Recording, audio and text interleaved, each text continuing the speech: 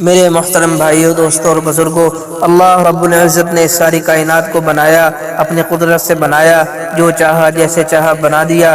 قرآن پاک میں اللہ فرماتے ہیں والسماء بنیناها بعید، ہم نے جو ہے آسمان کو اپنی طاقت سے پیدا کیا۔ والارض فرشناها فنعم الواحدون، زمین کو فرش اللہ نے بنایا۔ وَإِنَّا لَمُوسِعُونَ، اللہ کہہ رہے ہیں آسمان کو کتنا بلند اور بالا اور کتنی چوڑائی عطا کی، کتنی بلندی عطا کی۔ یہ کس نے عطا کی؟ ایک اللہ رب العزت کی ذات نے عطا کی۔ فَنِعْمَ الْمَاهِدُونَ، زمین کو فرش کس نے بچھایا اور کتنا خوبصورت بچھایا، کوئی ہے ایسا بچھانے والا؟ أَلَمْ نَجْعَلِ الْأَرْضَ مِهَادًا، زمین کو کس نے بچھونا بنایا؟ ایک اللہ کی ذات نے بنایا۔ تو میرے بھائیو دوستو، پھر یہ آسمان کو اتنا بلند اور بالا بنایا، اور ایک آسمان نہیں بنائے، 7 آسمان اوپر نیچے جو ہے بنائے، اور بغیر کسی ستون کے بنائے۔ میں اور آپ ایک چھوٹی سی چھت بنائیں تو اس کے لیے جو ہے پلر کی، ستونوں کی ضرورت پڑتی ہے، اور چھوٹی سے چھوٹی چھت کیوں نہ ہو، بڑی سے بڑی چھت کیوں نہ ہو، اس کے لیے میرے بھائیو دوستو سہارے کی ضرورت پڑتی ہے۔ اللہ رب العزت نے پوری کائنات میں آسمان کو پھیلایا، بنایا اور بلند کیا۔ کسی سہارے کے کوئی سہارا نہیں، کوئی آج تک شگاف نہیں پڑا، کوئی تڑیڑ نہیں آئی، کوئی رنگ میں تبدیلی نہیں آئی۔ اللہ کا چیلنج ہے وَمَا لَهَا مِن فُرُوجٍ، دکھاؤ اس میں اگر کوئی تمہیں تڑیڑ نظر آئی، کوئی دڑار نظر آئی، دکھاؤ اگر تمہیں نظر آتی ہے تو دکھاؤ۔ قرآن پاک میں اللہ فرماتے ہیں اِلَيْكَ الْبَصَرُ خَاسِئًا وَهُوَ حَسِيرٌ، تمہاری طرف تمہاری نظر واپس ذلیل اور خوار ہو کر لوٹ آئے گی، لیکن تمہیں آسمان کے اندر کسی قسم کی کوئی دڑار، کوئی تڑیڑ، کسی قسم کی رنگ کی تبدیلی، کسی قسم کا عیب نظر نہیں آئے گا میرے بھائیو دوستو۔ اور پھر آسمان کو بلند کرنے کے بعد اللہ رب العزت نے پھر آسمان کو چاند سورج ستاروں سے مزین کیا۔ افلم ينظروا الى السماء فوقهم كيف بنيناها وزيناها وما لها من فروج، دیکھو یہ لوگ دیکھتے نہیں اپنے اوپر اللہ نے کیسے آسمان کو بلند کر دیا۔ وزیناها، پھر آسمان کو بلند کرنے کے بعد اس کو کتنا خوبصورت سجایا چاند سورج ستاروں سے۔ وما لها من فروج، اس میں آج تک کوئی دراڑ نہیں آئی۔ دنیا کو بنے ہوئے کتنے اربوں خربوں سال گزر چکے، لیکن آج تک نہ رنگ میں تبدیلی آئی، نہ کوئی عیب پیدا ہوا۔ تو میرے بھائیو دوستو، یہ ساری کی ساری چیزیں ایک اللہ رب العزت نے پیدا کی۔ جیسے آسمان کو اللہ رب العزت نے ستاروں سے زینت بخشی، اسی طرح اللہ رب العزت نے زمین کی زینت بھی رکھی ہے۔ اور میرے بھائیو دوستو، زمین کی زینت کیا چیز ہے؟ زمین کی زینت جو ہے متقی لوگوں کے ساتھ ہے، پرہیزگار لوگوں کے ساتھ ہے۔ جو مقصد زندگی اللہ رب العزت نے جو انسان کو بتایا وما خلقت الجن والانس الا ليعبدون، کہ انسان کو دنیا میں بھیجنے کا مقصد صرف اور صرف ایک ہی ہے، اللہ رب العزت کی معرفت، اللہ رب العزت کی یاد ہو، اللہ رب العزت کی تسبیح بیان کرنا ہو۔ میرے بھائیو دوستو، اللہ رب العزت کو ہماری کوئی ضرورت نہیں، ہمیں اللہ کی ضرورت ہے۔ قرآن کو ہماری کوئی ضرورت نہیں، ہمیں قرآن کی ضرورت ہے۔ قرآن و سنت کو، حدیث کو، وہ سارے کے سارے دین کو ہماری کوئی ضرورت نہیں، ہمیں دین کی ضرورت ہے۔ تو اس لیے ہم اس کو اپنا فخر سمجھیں اور اپنی بلند اور عزت سمجھیں۔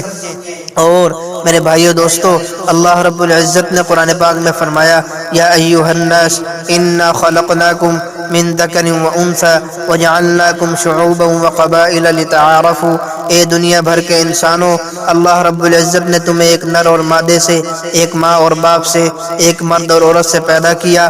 وجعلناکم شعوبا، پھر تمہیں جو ہے قبیلے اور تمہارے قبیلے اور خاندان بنائے۔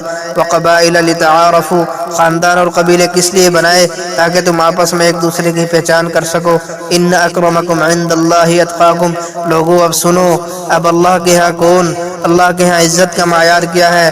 ہمارے دنیا میں تو عزت کا معیار یہ ہے کہ جس کے پاس پیسہ ہے، جس کے پاس کوٹھی بنگلہ ہے، اس کی عزت کرو۔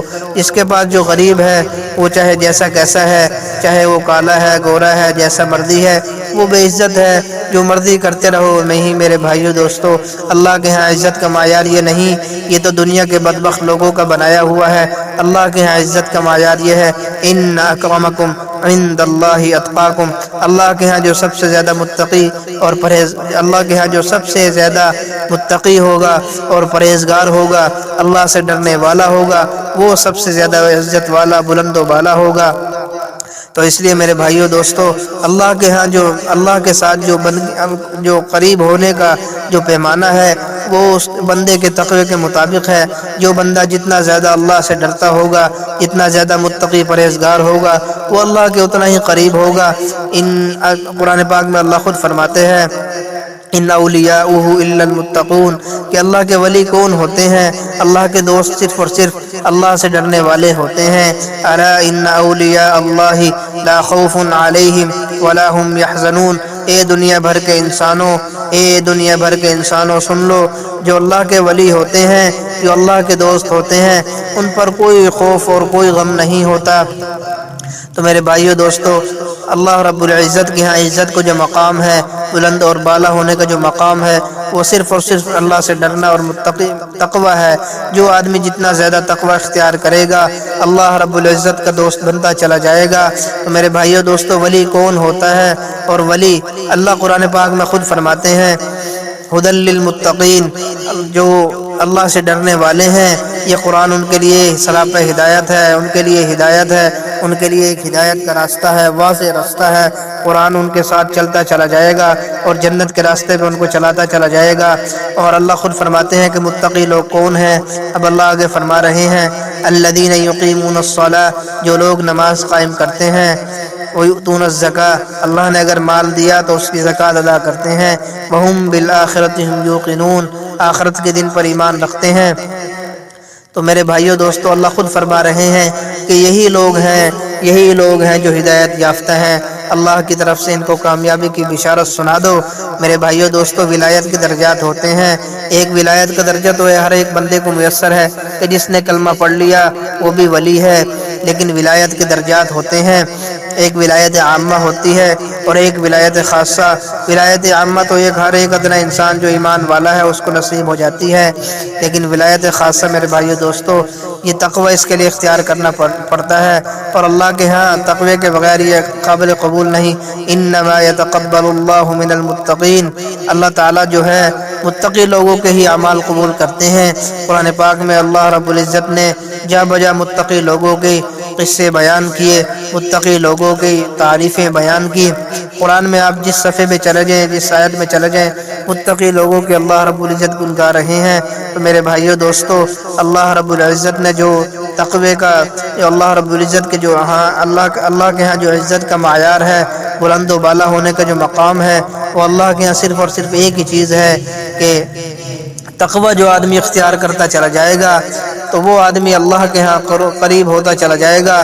اور تقوی کی میرے بھائیو دوستو کوئی حد نہیں، شریعت نے ہر چیز کی حد متعین کر دی، لیکن تقوی کا جہاں ذکر آیا وہاں فرمایا کہ جتنا مرضی تقوی اختیار کرو، اس کی انتہا، اس کا کنارہ کوئی نہیں۔ فاتقوا اللہ ما استطعتم، تم تقوی اختیار کرو جتنی تمہارے اندر استعداد ہے، جتنا تمہارے اندر جو ہے اللہ کا ڈر پیدا ہوتا چلا جائے گا، تم اللہ کے ہاں اتنے ولی، اتنے جو ہے ولایت کے درجے کے ولایت خاصہ کے درجے پہ چڑھتے چلے جاؤ گے۔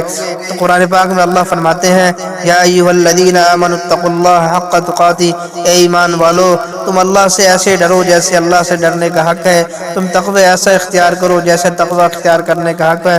تو میرے بھائیو دوستو، تقوی کے بڑے فوائد ہیں۔ قرآن پاک میں اللہ رب العزت فرماتے ہیں کہ تقوی ایک اللہ رب العزت کی ایک ایسی عجیب نعمت ہے کہ جو آدمی تقوی اختیار کرتا ہے، نعمت کے دروازے کھلتے چلے جاتے ہیں، گناہ معاف ہوتے چلے جاتے ہیں۔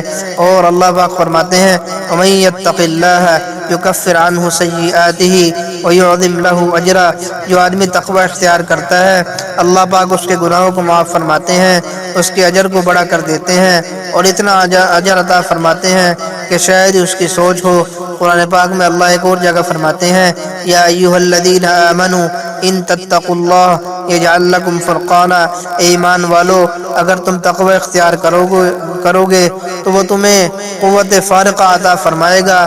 میرے بھائیو دوستو، فرقان کسے کہتے ہیں؟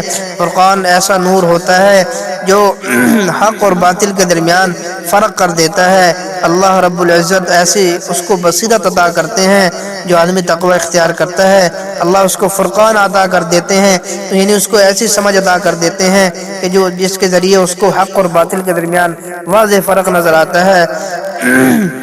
اور میرے بھائیوں دوستو، اللہ رب العزت جو ہے اس کے وَمَن يَتَّقِ اللَّهَ يَجْعَل لَّهُ مَخْرَجًا، جو آدمی اللہ سے ڈرتا ہے، تقوی اختیار کرتا ہے، اللہ اس کے لیے ہر تنگی سے راستہ نکالتے ہیں، اور وَيَرْزُقْهُ مِنْ حَيْثُ لَا يَحْتَسِبُ، اللہ اس کو ایسی جگہ سے رزق عطا کرتے ہیں جہاں سے اس کا وہم و گمان بھی نہیں ہوتا۔